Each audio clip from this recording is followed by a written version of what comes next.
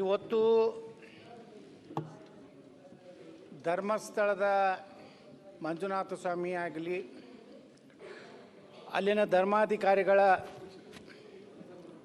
ವಿರುದ್ಧ ಒಂದು ಷಡ್ಯಂತ್ರ ಇವತ್ತು ಈ ರಾಜ್ಯದಲ್ಲಿ ನಡೀತಾ ಇದೆ.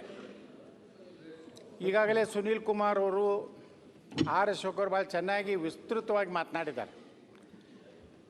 ಹಿಂದೂಗಳ ಭಾವನೆಗಳನ್ನು ಅದರ ಜೊತೆಗೆ ಚೆಲ್ಲಾಟ ಆಡುವಂಥದ್ದು, ಹಿಂದೂಗಳ ದೇವರುಗಳನ್ನು ಅಪಮಾನ ಮಾಡುವಂಥದ್ದು ಇವತ್ತಿಂದಲ್ಲ, ಈ ದೇಶಕ್ಕೆ ಬಂದಂಥ ಮೊಘಲರಿಂದಲೇ ಈ ಒಂದು ವ್ಯವಸ್ಥಿತವಾಗಿ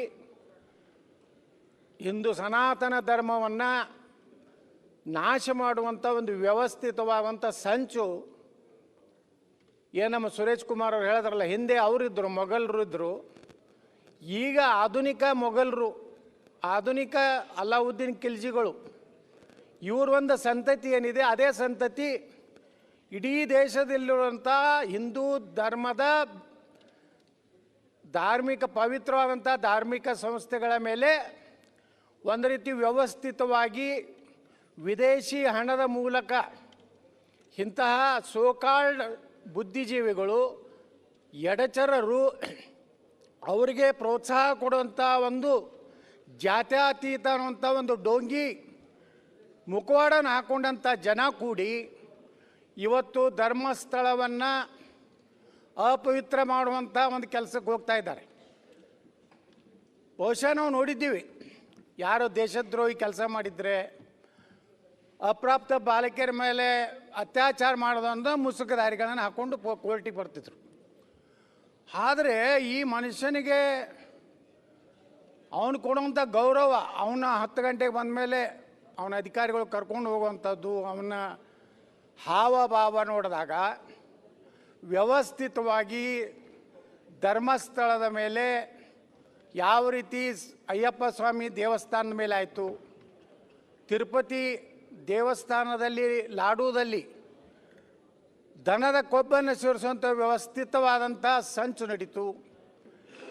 ಶನಿ ಶಿಗ್ನಾಪುರದಲ್ಲಿ ಅದರ ಪಾವಿತ್ರ್ಯತೆ ಬಗ್ಗೆ ಸಂದೇಹ ವ್ಯಕ್ತಪಡಿಸೋಂಥದ್ದಾಯಿತು.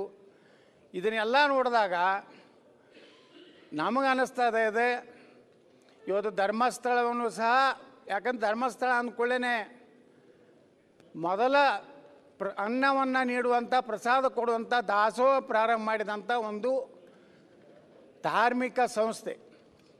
ಅದು ಯಾವುದೇ ಜಾತಿಯವರು ಅದರದ್ದು ಧರ್ಮಾಧಿಕಾರಿ ಇರ್ಬೋದು, ಆದರೆ ಇಷ್ಟು ವರ್ಷ ಅದರ ಪಾವಿತ್ರ್ಯತೆಯನ್ನು ಧರ್ಮಸ್ಥಳ ಮಂಜುನಾಥ ಸ್ವಾಮಿಯ ಹೆಸರಿನಿಂದ ಅನೇಕ ಸಮಾಜದ ಧಾರ್ಮಿಕ ಸಾಂಸ್ಕೃತಿಕ ನಮ್ಮ ಗತವೈಭವವನ್ನು ಮುನ್ನಡೆಸ್ಕೊಂಡು ಹೋಗುವಂಥ ಒಂದು ಪವಿತ್ರ ಕೆಲಸ ಇವತ್ತು ಧರ್ಮಾಧಿಕಾರಿ ವೀರೇಂದ್ರ ಹೆಗ್ಗಡೆ ಅವರು ಮಾಡಿದ್ದಾರೆ. ಅಧ್ಯಕ್ಷರೇ, ನಮ್ಮ 3000 ಮಠದ ಸ್ವಾಮಿಗಳು ಮೊನ್ನೆ ಒಂದು ಮಾತು ಹೇಳಿದ್ರು, ಈ ರಾಜ್ಯದಲ್ಲಿ ಅನೇಕ ವೀರಶೈವ ಮಠಗಳಿವೆ,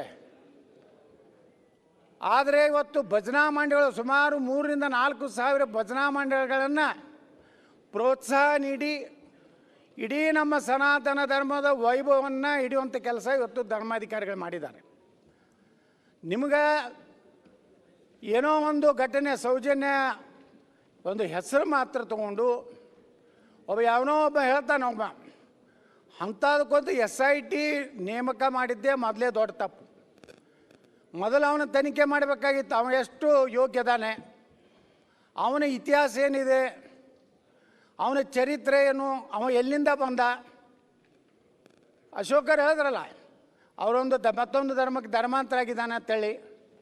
ಇದನ್ನೇ ಎಲ್ಲ ಅವನ ಇತಿಹಾಸವನ್ನು ತಿಳ್ಕೊಂಡ ಮೇಲೆ, ಯಾಕಂದ್ರೆ ಪೊಲೀಸ್ ಇಲಾಖೆ, ನಮ್ಮ ಕರ್ನಾಟಕ ಪೊಲೀಸ್ ಇಲಾಖೆ ಹೆಂಗಾಗಿಬಿಟ್ಟಿದೆ ಅನ್ನೋದು ಅಧ್ಯಕ್ಷರೇ, ಮೈಸೂರಿನಲ್ಲಿ ಡ್ರಗ್ ಏನು ಕಾರ್ಖಾನೆ ಇದ್ದಿದ್ದು ಗೊತ್ತಿಲ್ಲ, ಮಹಾರಾಷ್ಟ್ರದವರು ಗುಜರಾತ್ದವರು ಕರ್ನಾಟಕ ಬಂದು ಅವನ್ನೆಲ್ಲ ಅಪರಾಧಿಗಳನ್ನ ಹಿಡ್ಕೊಂಡು ಹೋಗ್ತಾರೆ.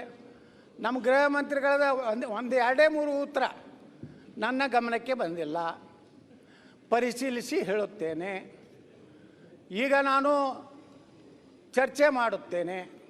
ಇದನ್ನು ಬಿಟ್ಟರೆ ನಮ್ಮ ಗೃಹ ಮಂತ್ರಿಗಳ ಉತ್ತರ ಯಾವುದೂ ನೇರವಾಗಿ ಗೃಹ ಮಂತ್ರಿಗಳು ಈ ವಿಷಯದಲ್ಲಿ ಒಂದು ಗಟ್ಟಿ ನಿರ್ಣಯ ತೆಗೆದುಕೊಳ್ಬೇಕಾಗಿ. ಓಕೆ, ಅವನ ಇತಿಹಾಸ ನೋಡಿದೆ, ಅವ ಯಾವನೋ ಒಬ್ಬವ ಈ ನಮ್ಮ ರಾಜ್ಯದಲ್ಲಿ ಅಲ್ಲ ದೇಶದಲ್ಲೇ ಈ ಯೂಟ್ಯೂಬರ್ಗಳದ್ದು ಒಂದು ಹಾವಳಿ ಜಾಸ್ತಿ ಆಗಿದೆ ಅಧ್ಯಕ್ಷರೇ.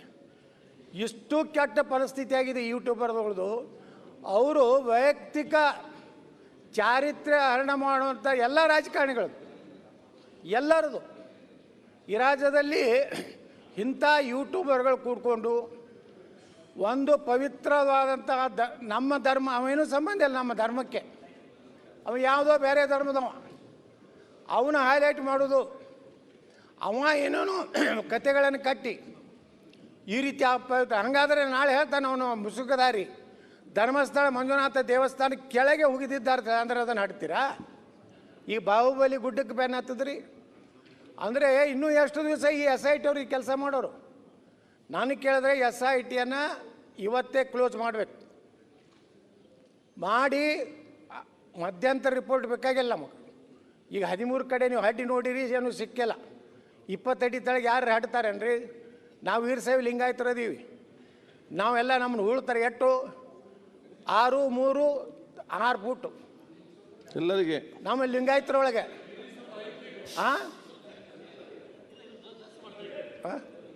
ಇವು 20 ಫೂಟ್ ಹಾಡ್ತಾರವ್ರು SIT ಅವರು. ಅಂದ್ರೆ SIT ಒಳಗೆ ಯಾರು ಲಿಂಗಾಯತರು ಪಂಗಾಯತರು ಇದ್ದಂಗಿಲ್ಲ, ಯಾವ ಬೇರೆ ಜರ್ಮನ್ದವ್ರು ಅದಾರ ಕಾಣಿಸ್ತದೆ.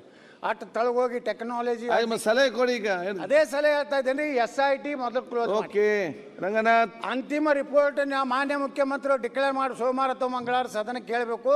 ಓಕೆ, ಈ SIT ಕ್ಲೋಸ್ ಮಾಡಿದ್ದೀವಿ.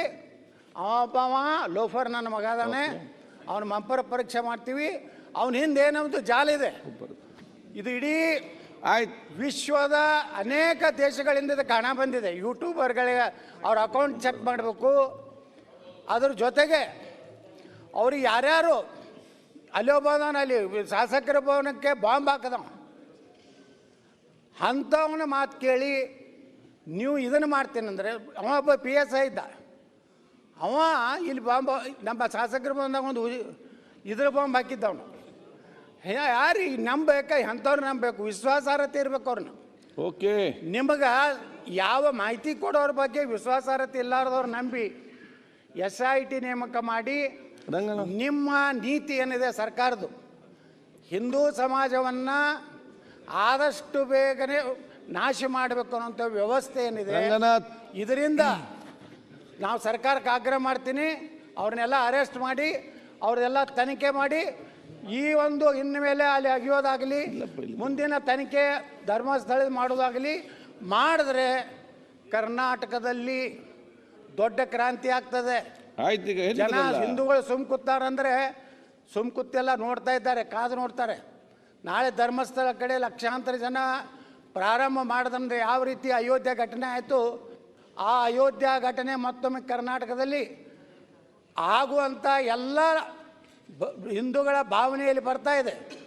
ಆ ಎಚ್ಚರಿಕೆಯನ್ನು ಇಟ್ಕೊಂಡು ಧರ್ಮಸ್ಥಳಕ್ಕೆ ನೀವು ಕೈ ಹಾಕಿರಂದರೆ ನಿಮ್ಮ ಸರ್ಕಾರದ ಕೊನೆಯ ದಿನಗಳು ಪ್ರಾರಂಭ ಆಗಿವೆ ಅನ್ನೋಂಥ ಎಚ್ಚರಿಕೆ ಕೊಟ್ಟು, ನೀವು ಯಾವುದೇ ಪರಿಸ್ಥಿತಿಯಲ್ಲಿ ಮುಖ್ಯಮಂತ್ರಿ ಸಿದ್ದರಾಮಯ್ಯನವ್ರಿಗೆ ವಿನಂತಿ ಮಾಡ್ಕೋತೀನಿ, ಇಂಥ ಭಾವನೆಗಳ ಜೊತೆಗೆ ಚೆಲ್ಲಾಟ ಆಡ್ಲಿಕ್ಕೆ ಹೋಗಬೇಡಿ. ನಿಮ್ದು ಏನೇ ಯಾರು ಯಾವುದೋ ಸಮುದಾಯ ಮ್ಯಾಗ ಪ್ರೀತಿ ಐತಲ್ಲ, ಏನು ಬೇಕಾದ್ ಮಾಡಿ, ಇನ್ನು 3 ವರ್ಷ ಏನು ಮಾಡ್ತೀನಿ ಮಾಡ್ಕೋರಿ. ನಿಮ್ಮ ಸಲಹೆ ಕೊಡಿ, ಈಗ ಮುಗಿಸಿ. ನಾವು ಬಂದೇ ಬರ್ತೀವಿ. ನೀವು ಅವ್ರು ಮಾಡಿದಂಥ ಎಲ್ಲ ತಪ್ಪನ್ನು ನಾವು ಸರಿ ಮಾಡಿ ಕರ್ನಾಟಕವನ್ನು ಸುರೇಶ್ ಕರ್ನಾಟಕ ಬರ್ತೀವಿ ಅಂದ್ರಲ್ಲ.